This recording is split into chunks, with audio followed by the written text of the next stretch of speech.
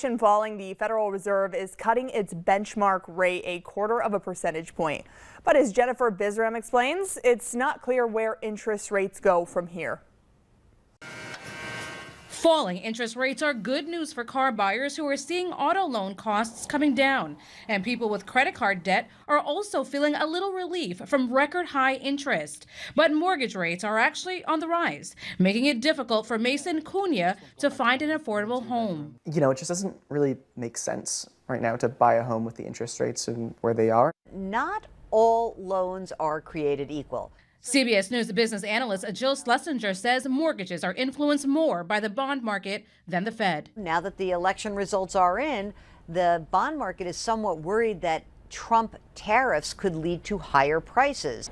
The president-elect has proposed a 10% tariff on goods being imported from other countries, but economists at Goldman Sachs believe that may push inflation up from 2.4% to almost 3%. And rising inflation could slow down future rate cuts. The Fed considers itself an independent agency, but on the campaign trail, Trump questioned that independence and criticized the board's most recent rate decision. It was too big a cut, and everyone knows that was a political maneuver that they tried to do before the election, but they did the wrong thing.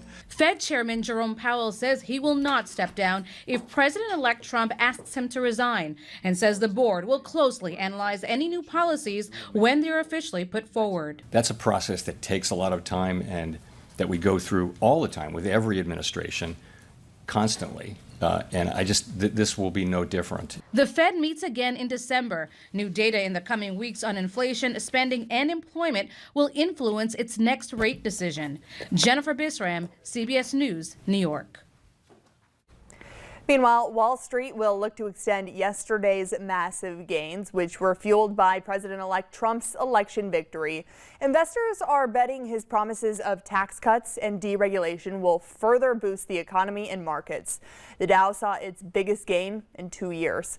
We'll dive deeper into all of this with local experts tonight at 6.